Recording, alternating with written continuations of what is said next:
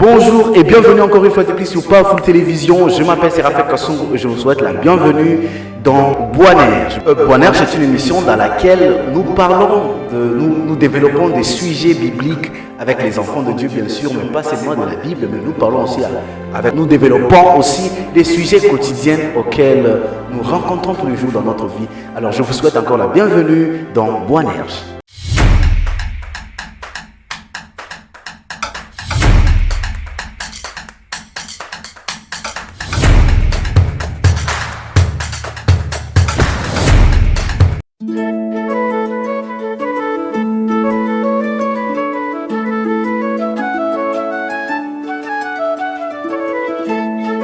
Alors, comme vous l'avez vu, aujourd'hui je ne suis pas seul dans cette émission, je suis accompagné de mon frère à qui j'ai dit bonjour. Bonjour, monsieur Eliezer Kasson. Comment vous allez? Je vais bien. Et meilleurs vœux. Merci quand même. Merci. Vraiment, nous sommes aujourd'hui très contents, la Powerful Télévision est très content de vous recevoir aujourd'hui. Et aujourd'hui, nous les croyons que nous allons apprendre et partager beaucoup de choses avec vous, que par la grâce de Dieu, on a quelques questions que nous allons vous poser, auxquelles le peuple aussi, les dieux qui sont en train de nous suivre maintenant, ont besoin aussi d'entendre et d'écouter et d'avoir de précision dans certaines choses. Et je pense que cela ne vous dérange pas. Pour dire franchement, je suis vraiment content de me tenir devant vous, devant Boisnerge. Je suis vraiment honoré. Ok, et c'est le frère? C'est le frère Israël. Ok, le frère Israël est avec nous aujourd'hui dans ce beau plateau de Powerful Télévision à qui nous allons parler et développer quelques points aujourd'hui. Frère Israël, pourquoi vers la fin d'année nous voyons des activités qui se font, que ce soit dans l'église, que ce soit dans la société, il y a des bilans, il y a des calculs, tout le monde veut calculer ce qu'il a fait durant l'année, les autres aussi c'est partir à l'église et multiplier leur façon de prier, chercher encore la face de Dieu davantage. Pourquoi toutes ces choses-là se font? Est-ce que ça a vraiment l'impact dans notre vie quotidienne ou bien ce sont des futilités? Qu'est-ce que vous pouvez nous dire, nous qui sommes en train de nous écouter aujourd'hui? Merci beaucoup. Je suis vraiment content de la question parce que la question dépend de la personne. En tant que chrétien, on va répondre selon la Bible, selon les Saintes Écritures.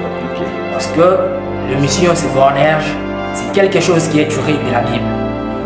Si on dit charnellement, pour moi d'abord, l'histoire de fin d'année, je peux dire que ça m'importe. Pourquoi j'ai dit ça? De un d'abord, sur le plan charnel, je dois voir d'abord mon parcours. Qu'est-ce que j'ai fait? Par exemple, l'an passé, en 2023 pour entrer dans 2024, qu'est-ce que j'ai fait? Qu'est-ce que j'ai investi? C'est pourquoi vous voyez d'autres personnes qui font des calculs dans des entreprises pour voir qu'est-ce qu'ils ont investi, qu'est-ce qu'ils ont gagné et qu'est-ce qu'ils ont perdu. Okay. Maintenant, sur le plan spirituel, il faut maintenant voir, parce que le plan spirituel et le plan charnel, c'est presque identique. Mais là, nous sommes dans la spiritualité. Attendez d'abord. Vous avez dit le plan spirituel et le plan physique est un peu différent. Bon, comment le plan spirituel, vous pouvez un peu nous expliquer juste un peu la différence qui existe entre ce qu'on appelle le plan spirituel et le plan physique? Ouais, je peux dire le plan spirituel, c'est un monde où règne la gloire, la paix. Le plan charnel, le physique, on a des comptes à rendre. Vous voyez, si vous me comprenez. Ok, je vous comprends, mais vous pouvez encore être un peu plus clair que ça. Ok. Selon moi, ce que je vois comme le plan spirituel, j'ai un maître à qui je dois donner des comptes à rendre. Okay. Vous voyez. Ok, ça c'est le plan spirituel. Ouais, le plan spirituel, selon moi. Mais le plan physique, en étant un être humain, je n'ai pas de compte à rendre. Si, seulement si, je travaille dans une entreprise. Ok. Et je suis, par exemple, je me prends pour un comptable. Ok. Et que le boss vient et me demande, Israël, puis-je avoir le compte de l'année? Ok. Là, je dois rendre maintenant des comptes. Mais si je ne travaille pas, je suis le maître de moi-même dans le plan physique, charnel. Ok. Vous me comprenez là? Oui, là je comprends très bien. Donc là vous voulez dire que donc si on voit avec ces deux mondes, le monde spirituel et le monde physique, dans le monde spirituel, on n'a pas besoin de faire quoi que ce soit parce que c'est la fin d'année, mais c'est dans le monde physique où on doit fournir des efforts, on doit faire des choses. Non, je dois mettre des points sur les i. Ok. Le pourquoi? Parce que il y a les gens qui croient sur la sorcellerie. Moi, je ne crois pas ça. Ok. C'est pourquoi on voit nos frères, nos églises de réveil. Il s'est dit non, on doit aller chasser les démons familiaux. C'est qu'on dit le mois de décembre. Ok. Je ne sais pas parce que vous me comprenez, vous êtes prophète, vous comprenez de ce que je vais dire. Ok. Il y a les gens qui se disent non, le mois de décembre, on doit chasser l'esprit des morts. Oui. Bon, si je me rappelle bien, j'ai suivi votre prière, vous étiez là en train de briser les liens spirituels, les liens, vous appelez ça comment déjà? Les termes prophétiques, c'est quoi encore? On a parlé un peu de beaucoup de sujets. Il y avait on a parlé sur l'esprit des chants. Okay. On a parlé aussi sur le lien des hôtels qui réclament les gens et qui étouffent les gens à vivre leur gloire et tout. Ok.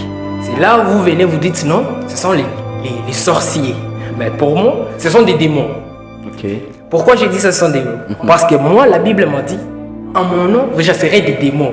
Pas en mon nom, vous chasserez les démons. Mais la Bible dit encore, tu ne laisseras pas vivre la sorcière. C'est pourquoi je vous dis, moi, je me focalise sur la suprématie. La suprématie entre le sorcier et les démons, c'est les démons. Pourquoi j'ai dit ça? Il y a comme la hiérarchie. Il y a les diables, les démons et ce que vous dites, la sorcellerie. Bon, j'entends beaucoup de gens qui disent toujours, souvent, ils disent un sorcier tue. Les sorciers ont la force de tuer une personne. Moi, je ne crois pas ça.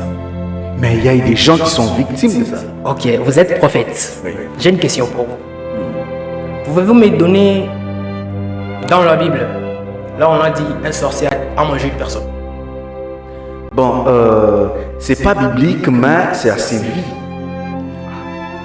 C'est assez vu parce qu'on connaît au moins beaucoup de témoignages où quelqu'un a laissé la sorcellerie, où il a été délivré, et après la personne connaît peut-être aussi dans la magie, ou dans les sectes, il y a des gens qui mangent, qui boivent de sang et qui mangent de la chair humaine. C'est pourquoi je vous dis, moi je ne crois pas à la sorcellerie d'un sorcier qui tue un homme. Parce que les sorciers n'ont pas le pouvoir de tuer une personne. Je pars avec vous dans la Bible. Ok. Jésus est allé au séjour des morts. Il a pris la clé des morts et des séjours des morts. Donc ce que moi je crois, je sais que c'est lui qui a le dernier mot, c'est Jésus-Christ, sur la vie d'une personne. Ok. Bien, abonnez-vous encore sur la chaîne et nous continuons toujours avec les questions. On a encore notre frère ici et on va développer comme ça. Ok, frère Israël, vous avez dit, vous ne croyez pas à la mort qui peut venir ou être apportée par les sorciers.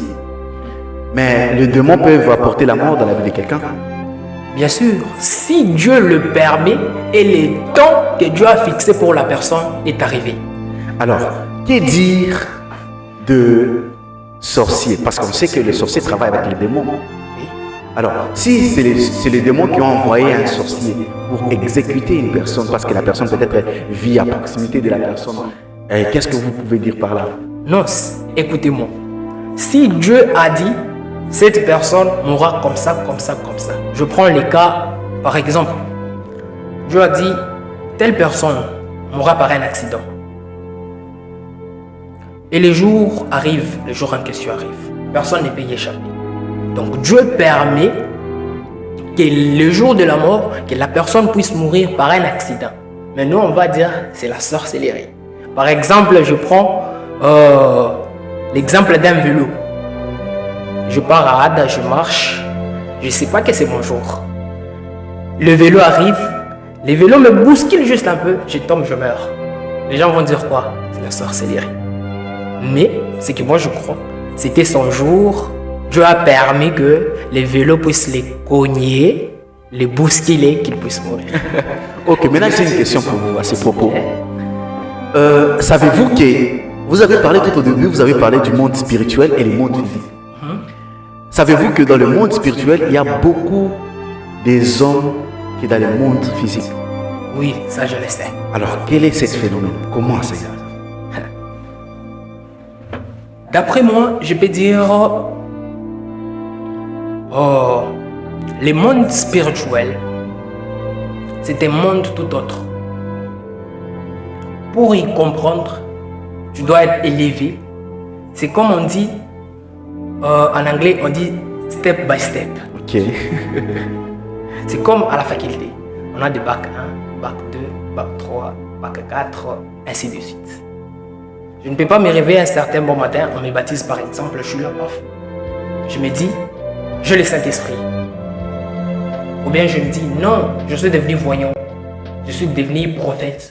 Je dois acquérir, je dois me nourrir de la parole pour arriver à un niveau là. Je peux dire que là, je suis dans le monde spirituel. C'est pourquoi, dans ces derniers temps, il y a beaucoup d'enfants, les enfants dédiés. Et là, on a la majorité, il y a beaucoup de gens qui prient. Je ne dis pas si tu ne pries pas, tu es démon, non. Je ne sais pas, est-ce que vous savez-vous que une fois parmi les lettres de Paul, il a dit, il écrivait et il a dit, j'ai voulu venir vous voir, mais le diable m'en a empêché. Alors, comment avec ça, là, vous pouvez nous expliquer? Parce que vous avez dit que tout est dans le calcul de Dieu. Mais ça peut se faire aussi que dans le calcul de Dieu, une personne devait aller peut-être mourir à 100 ans, mais arriver à 50 ans, la personne la meurt. Parce que le diable a limité ses jours. Comment vous pouvez expliquer ça? Ok, avant d'abord de répondre à cette question, je rentre toujours à la Bible. J'ai une question pour vous. Ok. Vous pouvez me donner la personne dans la Bible qui Dieu a donné 100 ans, mais le diable a limité de 50? Non, je ne vois pas. Donc moi, je ne crois pas ça.